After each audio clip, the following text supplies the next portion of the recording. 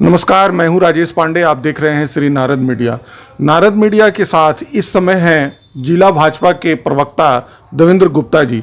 आइए इनसे हम कुछ सवाल करते हैं और ये जानना चाहेंगे कि जो अभी भाजपा और जदयू के बीच में जो सिवान में 8 विधानसभा में जो सीटों का बंटवारा हुआ है, 4 पर वो लड़ेंगे, 4 पर वो लड़ेंगे, इसके बारे में इनकी क्या राय है? सबसे पहले आपके चैनल के माध्यम से जिले के सभी जिलावासियों को मैं नमस्कार करता हूं। देखिए, पहले तो हम लोग भारतीय जनता पार्टी के सिंबल 5 विधानसभा चुनाव लड़ते थे। कल सुबह तक ऐसी जानकारी थी, परसों शाम तक, कि भारतीय जनता पार्टी का ही कोई कार्यकर्ता चुनाव लड़ेगा। सीटों का बंटवारा का घोषणा एनडीए के नेताओं को और पहले कर देना चाहिए था, जिसके वजह से कहीं ना कहीं आक्रोश या फिर अफरा दफड़ी भी कह सकते हैं, ऐसा माहौल बना है अभी। अच्छा देवेंद्र जी, ये जो मतलब सीटों का बंटवारा हो गया है, कयास भी लगाए जा रहे हैं कि फलाने उम्मीदवार का, जदयू ने तो अपने उम्मीदवार की घोषणा भी कर दी है, भाजपा को बस औपचारिक रूप से घोषणा करना है।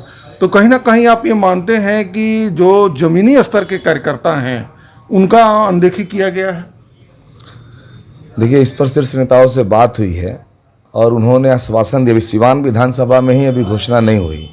कहीं ना कहीं नेताओं के मन में एक प्रश्न जरूर है, और प्रश्न वो ये है कि राष्ट्रीय नेताओं ने निर्देशित किया था कि हम वैसे प्रत्याशी का चयन करेंगे जो हमारे मातृ संगठन का हो, हमारे भारतीय जनता पार्टी का मूल कार्यकर्ता हो, उसका बैकग्राउंड जो है, उसका अतीत जो है भारतीय जनता पार्टी और उस परिवार से, विचार परिवार से जुड़ा हुआ व्यक्ति हो।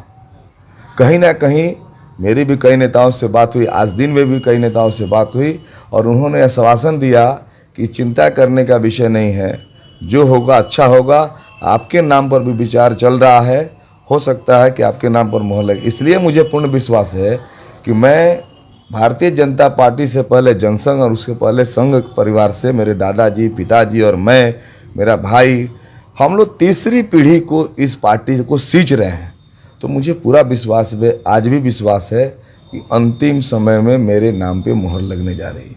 लेकिन पार्टी की भी कई तरह की मजबूरियां होती हैं, जिसकी वजह से वो कभी अन्य मुद्दों को भी लेके किसी और को टिकट वो देते हैं। ऐसे में एक जो अनुशासित पार्टी के कार्यकर्ता के रूप में एक आम व्यक्ति का क्या होना चाहिए, एक कार्यकर्ता का क्या फर्ज होना चाहिए, क्या उनका होना चाहिए? देखिए, पार्टी कभी विचारों से हटी नहीं है, कभी उसने विचारों से समझौता नहीं किया। हम जनसंघ जब स्थापना हुआ उस समय अमर शहीद डॉक्टर श्यामा प्रसाद मुखर्जी जी ने कहा था कि हम कश्मीर एक करेंगे, इसके लिए चाहे जो हमें कुर्बानी देनी पड़ेगी। और उन्होंने अपनी आप को बलिदान किया वहाँ जाके, और उन्होंने कहा कि एक देश में 2 निशान, 2 संविधान, 2 प्रधान हम नहीं चलने देंगे। और इसके लिए भारतीय जनसंघ ने लगातार प्रयास किया, और उस प्रयास में अमर शहीद डॉक्टर श्यामा प्रसाद मुखर्जी जी का बलिदान हुआ। और आज की ये सरकारें उनके प्रेरणा से देखते हुए 370 समाप्त की, यानी एक देश में एक संविधान लागू हो गया, एक प्रधान लागू हो गया। नहीं तो इसके पहले हम वहाँ के मुख्यमंत्री को वजीर आला कहा करते, यानी प्रधानमंत्री कहा करते थे।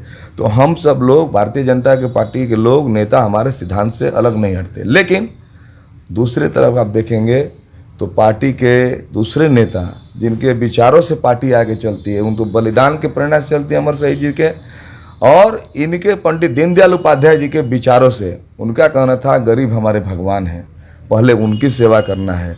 अगर भारत में रहने वाले व्यक्ति के एक एक गरीब के पाँव में अगर बेवाइयाँ फटी है तो भारत का विकास इसका मतलब नहीं हुआ है। इस प्रकार से हमारी पार्टी सोचती है।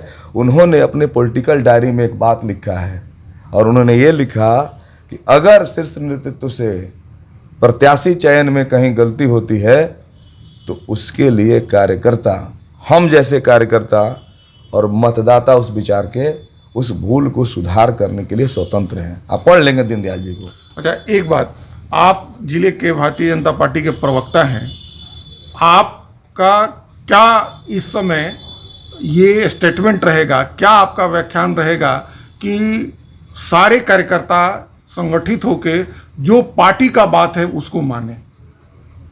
पार्टी की बात तो मान के हम लोग जी रहे हैं। हर पार्टी के मतलब हर कार्यक्रम में हम लोग पार्टी की बात मानते हैं, हर चुनाव में पार्टी का प्रत्याशी जो आता है हम स्वागत करते हैं। लेकिन कभी कभी परिस्थितियाँ विस्फोट करती हैं। एक परिवार में 2 लड़के हों, 4 लड़के हों किसी पिता के, और वो पिता अगर किसी एक ही व्यक्ति को लगातार सिंचित करे, उसको ही केवल देखभाल करे, उसको ही सारी संपत्ति का मालिक बना दे, तो घर में कहीं ना कहीं क्लेश होता है। तो इन परिस्थितियों में विचार करना माननीय नेताओं को, जैसे घर में अभिभावक विचार करते हैं कैसे हम सबको सामंजस्य बैठाएं। तो मेरा निवेदन है, आज भी आपके माध्यम से अपने नेताओं से मैं निवेदन करूंगा कि पार्टी उचित फैसला ले, कार्यकर्ताओं के मान सम्मान के लिए नौजवानों को मौका दे, कर्मठ जो व्यक्ति उसको मौका दे। मैं नहीं चाहता कि केवल मुझे ही मौका दे। कई ऐसे लोग हैं भारतीय जनता पार्टी में जिनको पार्टी को मौका देना चाहिए। सिवान में कई बार रामविलास पासवान जी आए, उनका कल निधन हो गया है, तो आप उनके साथ आपने कई मंचों को साझा किया है, उनके बारे में कोई याद हो तो आप बताएं। देखिए, बहुत सारी बातें तो नहीं है, लेकिन रामविलास पासवान जी इतने अच्छे से मिलते थे, जैसे लगता था कितने आप पुराने उनके परिचित हैं। उनसे मिलेगा, जो भी मिला हुआ व्यक्ति, अब तो मिल नहीं सकते वो, लेकिन जो मिला हुआ व्यक्ति है वो आपको यही बताएगा, इतने मिलनसार थे कि लगेगा आपको कितना पुराना परिचय है। और उनकी लोक कल्याणकारी योजनाओं में अभी माननीय प्रधानमंत्री जी के कार्यकाल, मोदी जी के नेतृत्व में उन्होंने जो काम किया, कोरोना काल में हर व्यक्ति को जो फ्री देने का, अनाज देने का उन्होंने जो घोषणा किया और संचालित आज भी हो रहा है, ये बहुत ही लोक लुभावन जो है फैसला था उनका, बहुत कल्याणकारी फैसला था।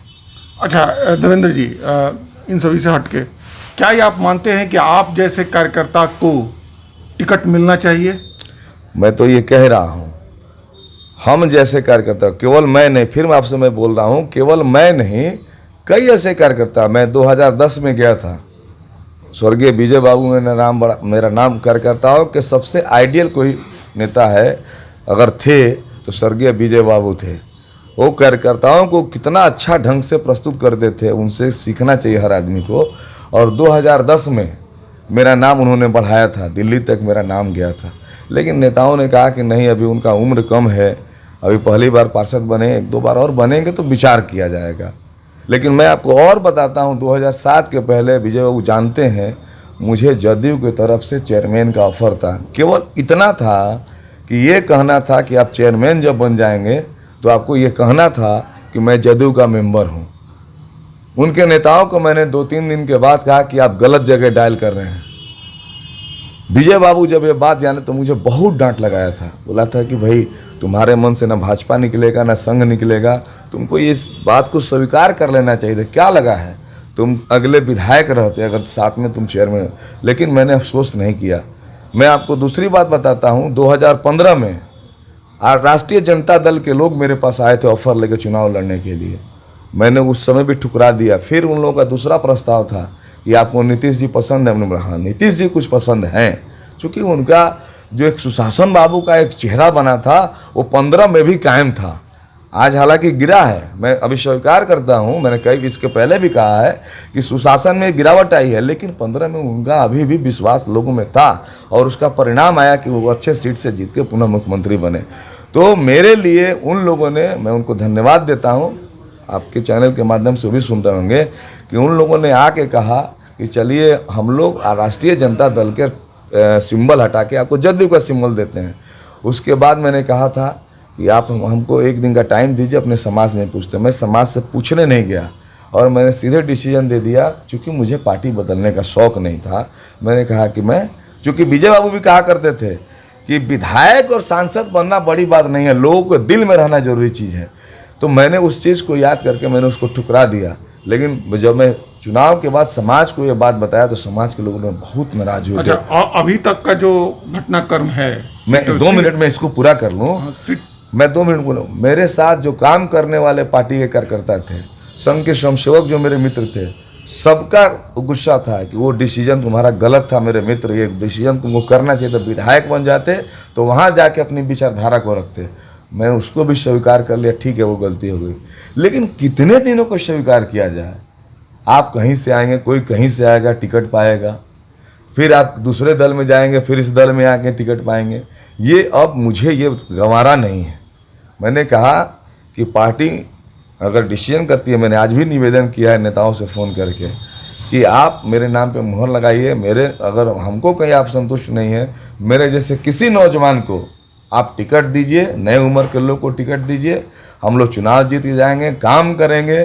कई ऐसे मुद्दों पर बदनामियाँ मिलती हैं हम सबको समाज में। अच्छा, एक ये तो अभी तक के घटनाक्रम से ये लगता है कि पार्टी ने कहीं ना कहीं कुछ न कुछ गलत किया है। अभी जब तक घोषणा नहीं हो जाता तो इस प्रश्न का कोई औचित्य नहीं है, क्योंकि घोषणा होना बाकी है। मैं कह रहा हूँ फिर से कि मुझे विश्वास है कि पार्टी कहीं ना कहीं ये विचार कर रही है कि हम जैसे नौजवानों को, हमें या हमारे जैसे किसी नौजवान को ही टिकट देगी। आपने देखा कि देवेंद्र गुप्ता जी ने कितनी बेबाकी के साथ अपनी बात को रखा और उन्होंने कहा कि मैं एक कर्मठ कार्यकर्ता रहा हूं, हमारी 2-3 पीढ़ियां इस विचारधारा और इस पार्टी के लिए काम किया है। लेकिन अंतिम में देवेंद्र गुप्ता जी इससे लगातार बच रहे हैं कि जब तक पार्टी के तरफ से औपचारिक रूप से प्रत्याशी की घोषणा नहीं हो जाती है, तब तक किसी भी तरह की कोई बात कहना उचित नहीं होगा। मैं अभी भी अपनी बातों से आला कमान को, प्रदेश नेतृत्व को, उनको अवगत करा रहा हूं, ताकि हमारे जैसे कार्यकर्ताओं को कहीं ना कहीं पार्टी में स्थान दिया जाए, सम्मान दिया जाए। देवेंद्र गुप्ता जी, आपने नारद मीडिया को समय दिया, आपसे बात किया, उसके लिए धन्यवाद। आपको भी धन्यवाद।